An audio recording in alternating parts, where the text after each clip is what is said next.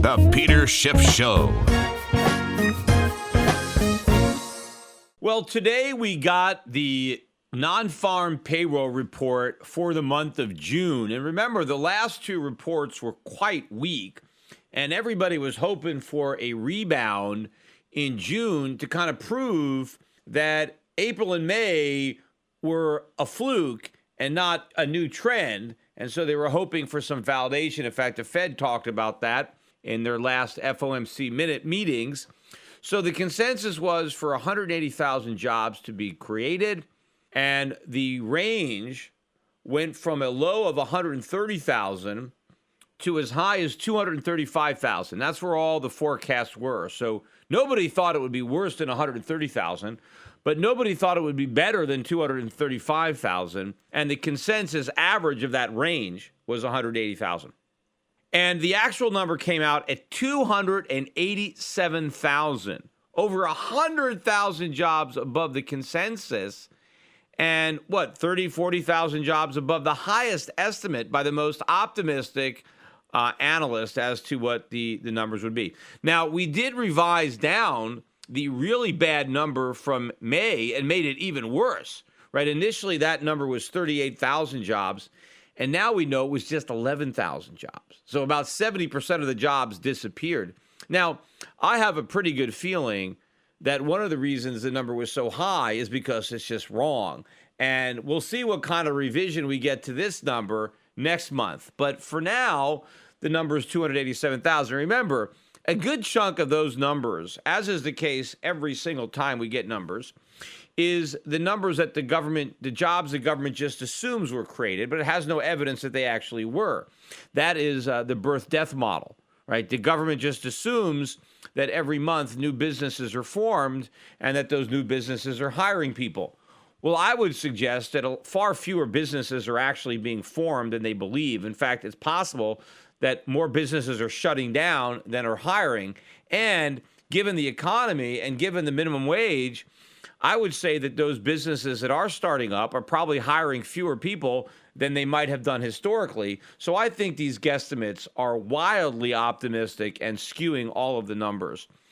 But let's get down to the other numbers. Unemployment rate, which was 4.7 last month, was expected to notch up to 4.8. Instead, it notched up even higher to 4.9. Fed can't be happy about that. I mean, maybe we'll get over 5%. Private payrolls, which were supposed to rise by 170,000, jumped by 265. But last month, they revised the 25,000 gain to a $6,000 loss, 6,000 loss rather. So we actually lost 6,000 private sector jobs in May. Theoretically, we gained 265,000 in June.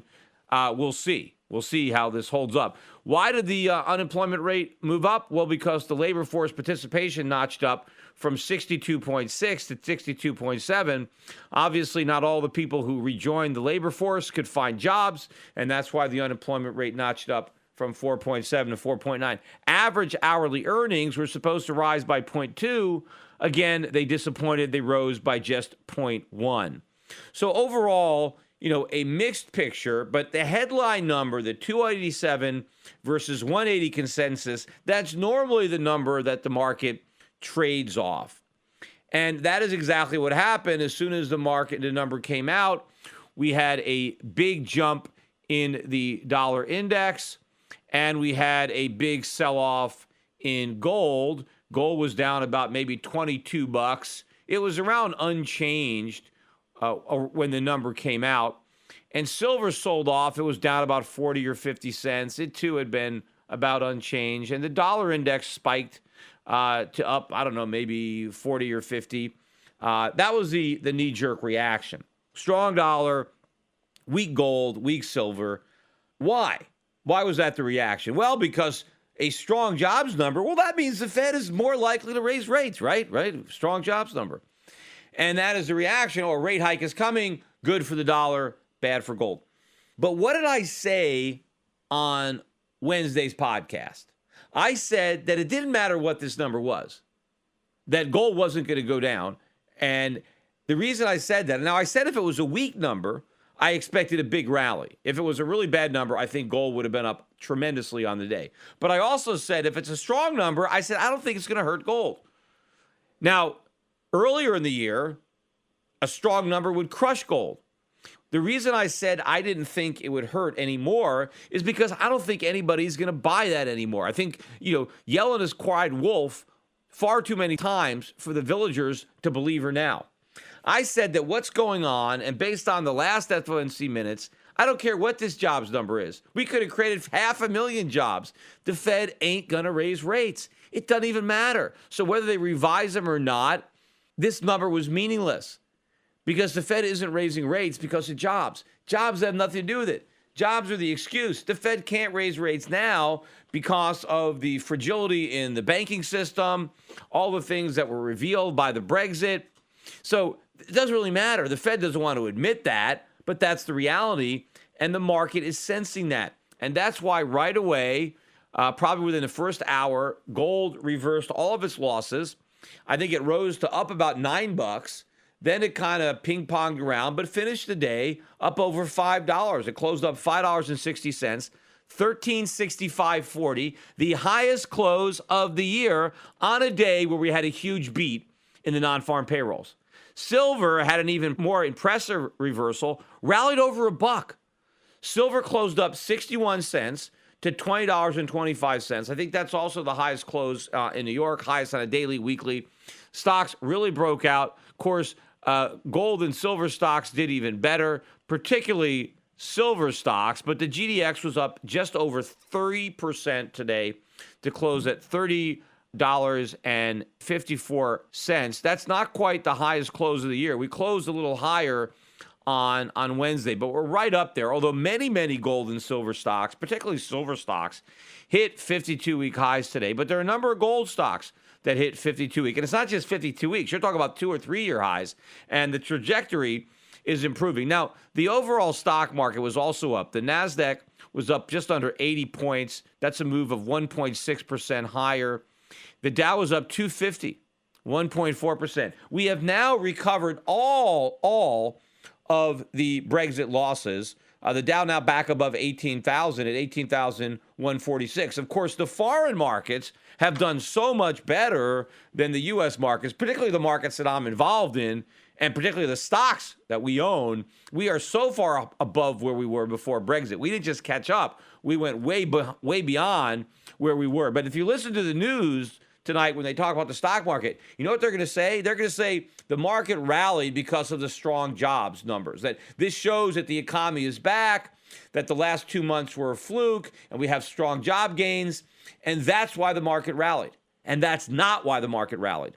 The market rallied because the strong numbers didn't produce a reaction in the bond market. In fact, the bond market, after a knee-jerk spike up in yields and down in bond prices, bonds reversed, and the 10-year ended up with a decline. The yields closed at this is the 30-year, 2.1 on the 30-year. That's a new low for the year, and the 10-year went down as well. The yields went down to 1.367.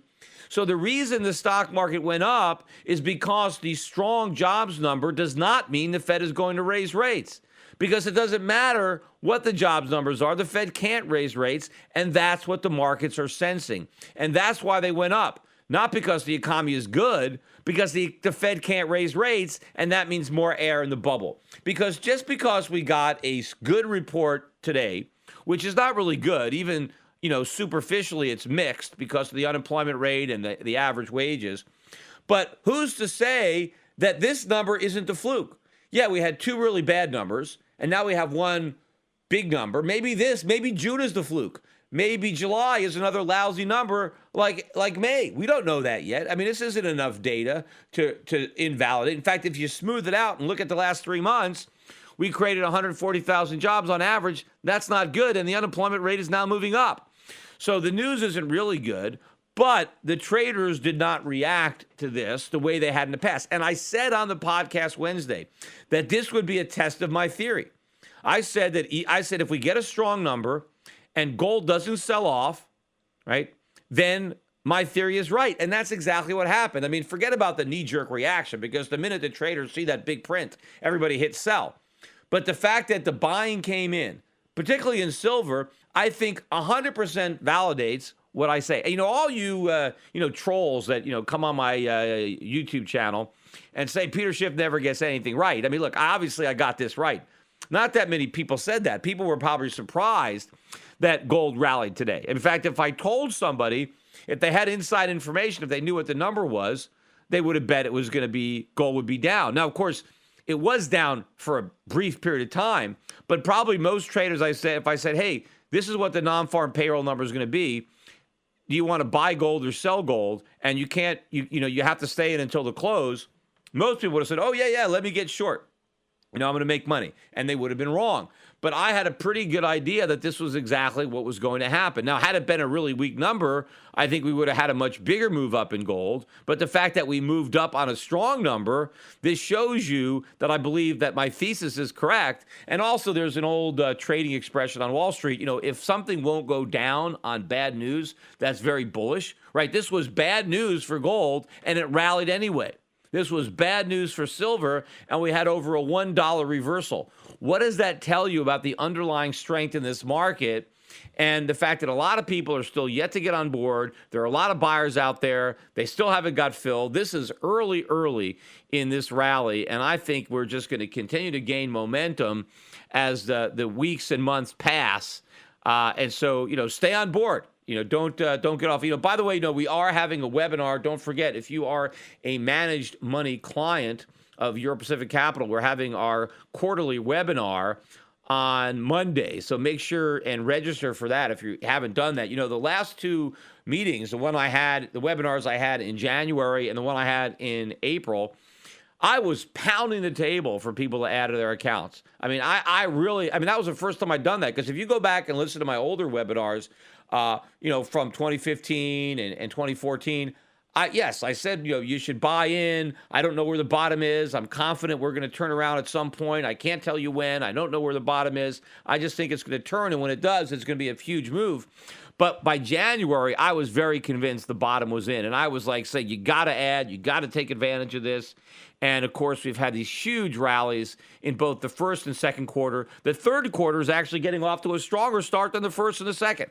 And so I'm going to be doing the same thing again on Monday. I'm going to pound that table even harder. Again, people have got to act while they still have an opportunity. Was it better to act in January? Absolutely. Was it better to act in April? Yeah, not as good as January, but still good. Now, if you missed April, well, now it's July. But you know what? I think July is going to be better than waiting till October. But you know what? The people that wait till October, they should still buy in October, because it'll be even higher by January of next year. This is a complete re-rating of an investment thesis that was totally wrong. And as I said, as this blurry picture comes into focus, as more and more people could make out what it actually says, and they have to go and readjust their investment themes and theses, they're going to be coming over to my side, because I saw this picture clear as day when all it was a fog.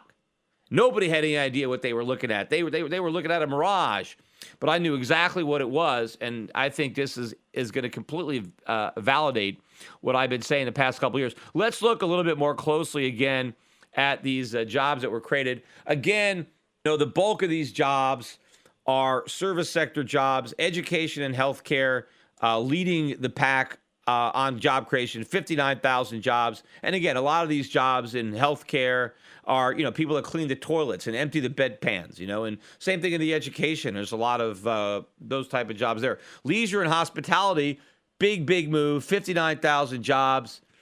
Those are the waiters and the bartenders. And of course, they're all part-time. No one's hiring full-time waiters anymore.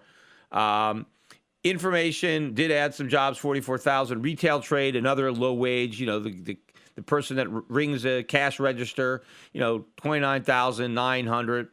Government added 22,000 jobs, complete waste. And that's the big thing. Then, temporary help was 15, financial 16,000, manufacturing somehow managed 14,000. I bet they revised that down. I'm very suspicious of those manufacturing jobs. I mean, unless they're counting manufacturing hamburgers or something. But wholesale trade barely gained any, 3.6. And of course, we lost jobs in mining and logging, and we lost a bunch of jobs in transportation and warehousing. But where it really gets bad is on the demographics. Right? Look at the age group. For workers 55 and older, the ones that Janet Yellen keeps talking about how they're retiring, and that's why the labor force participation rate is down, those guys added 259,000 jobs, 55 and older. The next category is workers between 25 and 54. And in that category, there was a gain of 28,000 jobs. So the 55 and older, those guys, that category, 259,000.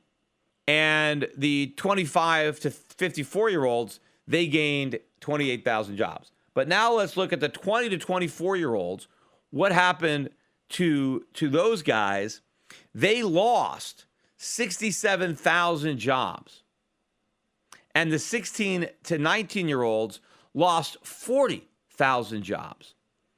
So if you add those two together, you're talking about over 100,000 jobs lost, 107,000 jobs for people between the ages of 16 and 24. Now, why do you think that's happening? Why do you think so many young people are losing their jobs? Hey, maybe it's that minimum wage, right? The minimum wage just got jacked up all over the country. What demographic group is going to be the most affected by a higher minimum wage? The young people. The people that have less skills. See, the younger you are, the fewer your skills, right? Because you gain skills with experience, and you gain experience as you get older and you have more time on the job.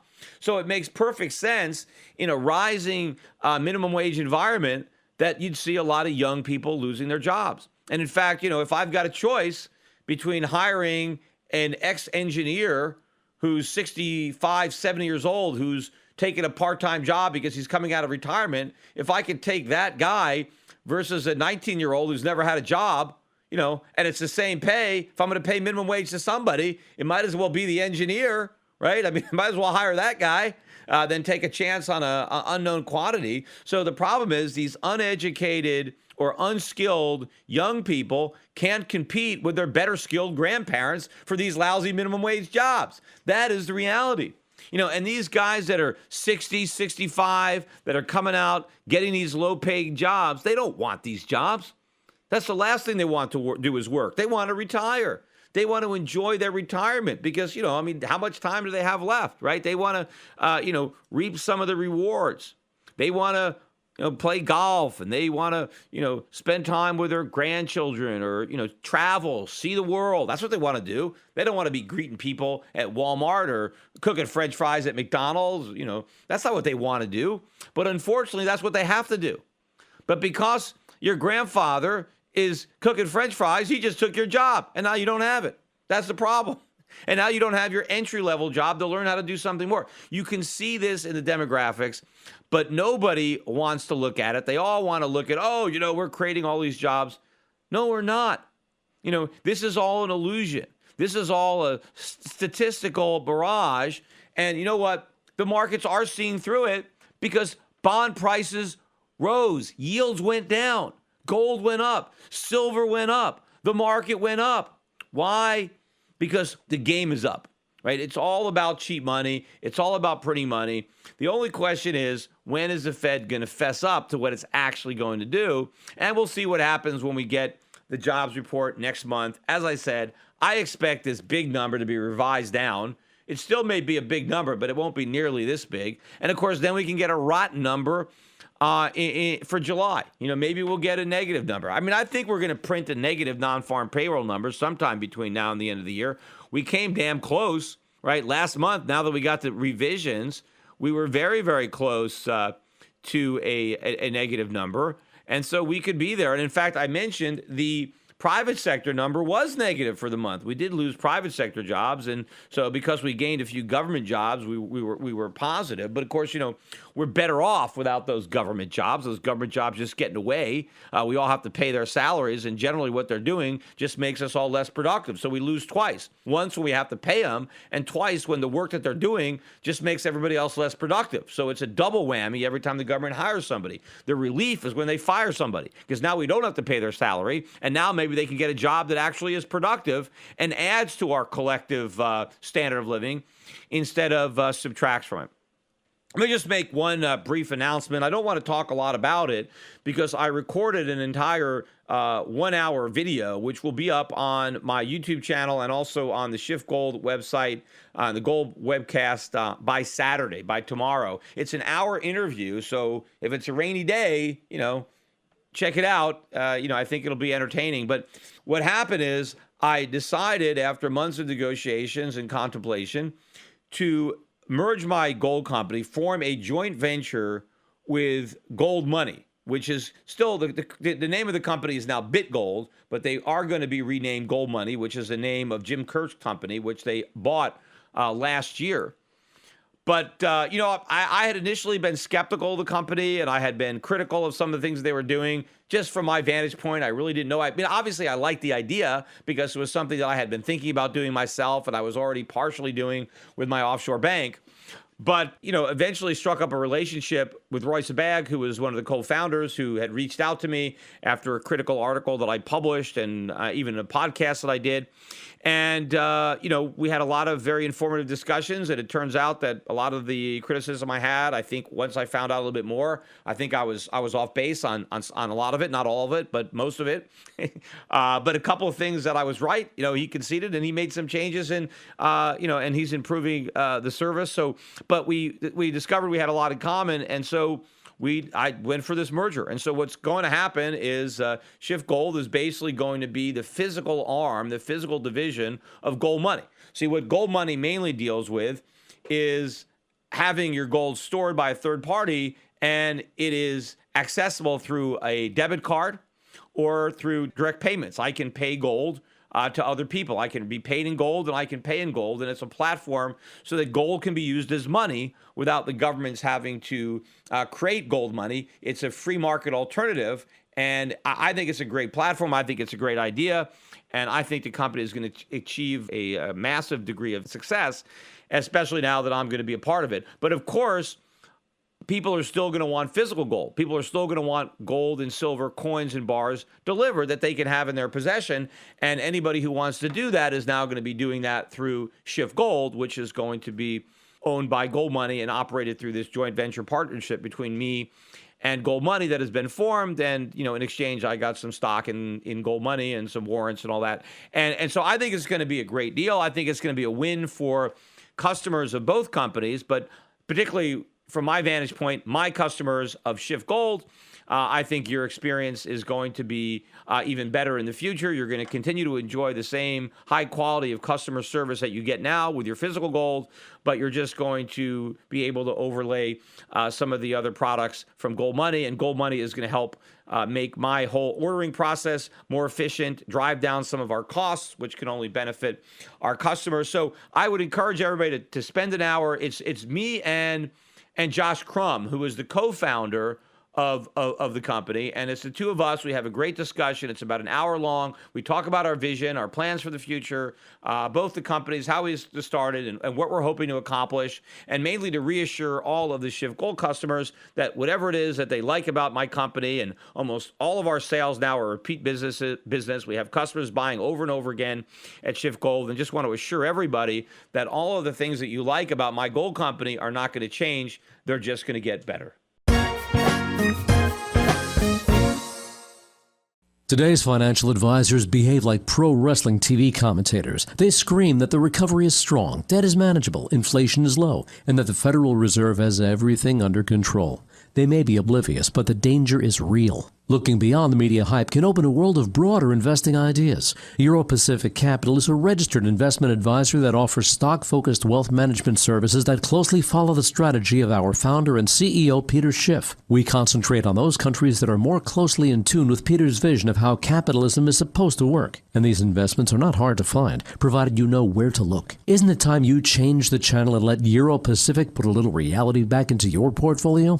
If you live in the United States and have $25,000 or more to invest, call 800-727-7922. That's 800-727-7922. Non-U.S. residents access similar strategies through Euro Pacific Bank at europacbank.com. Euro Pacific Capital and Euro Pacific Bank are affiliated companies.